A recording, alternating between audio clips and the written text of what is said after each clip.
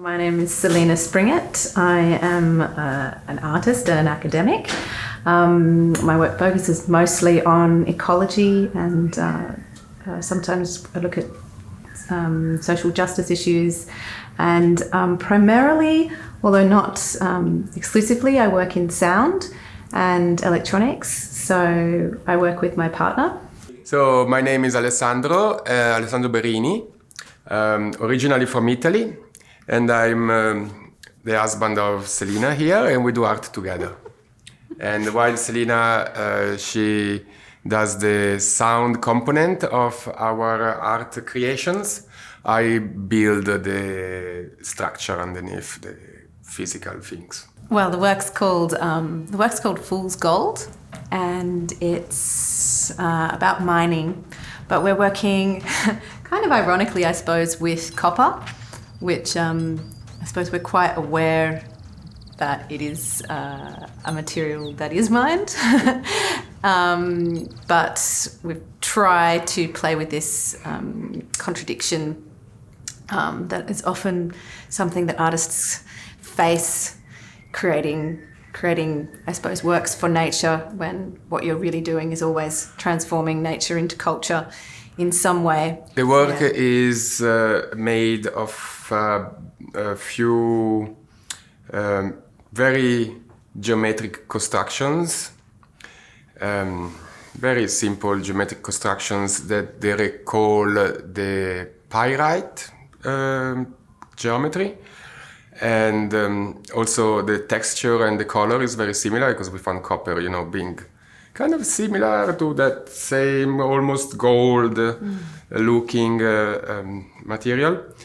And that kind of man-made geometric shapes, they work really well with the natural surroundings of the garden. And inside these shapes, we have some speakers, so there is also the sound component, which recalls mining activities and such. And so the idea for us would be that people experiencing the work, it will kind of pick up that play around the mining and kind of start to think about what would be the connection and contradictions in between the people and making things and the nature and finding things in the nature. So there is this idea of looking for things and prospecting, right? Yeah, prospecting and kind of discovering the objects, discovering the sound. We really did. There was a lot of tension around us when we were making this work because of that we wanted to have something about mining and thinking about kind of how we want people to be sustainable in their everyday lives, and to kind of consider how what role mining and what role we want mining to play in the future. But at the same time, we're aware that we're situated with this as artists using materials that are mined, and even though copper is not bad as far as elements go, because some 50% of all the copper that you use is already recycled, so it's 100% recyclable. It's still something you can't remove yourself from as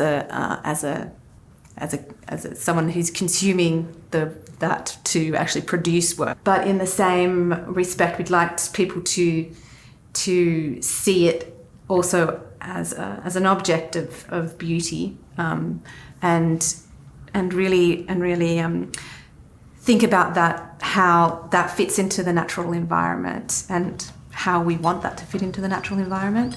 And sometimes the sounds again have this contradiction to place and to the situ of the gardens, and you hear these sort of clanking noises and this mechanical industrial sounds that really try and try and open up that dialogue between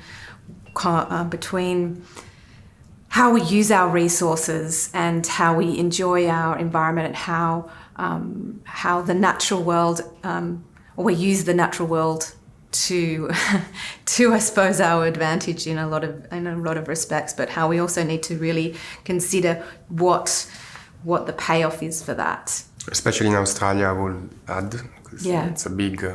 especially in Australia, where mining does form such a big part of the rhetoric about what we produce and how and our natural resources.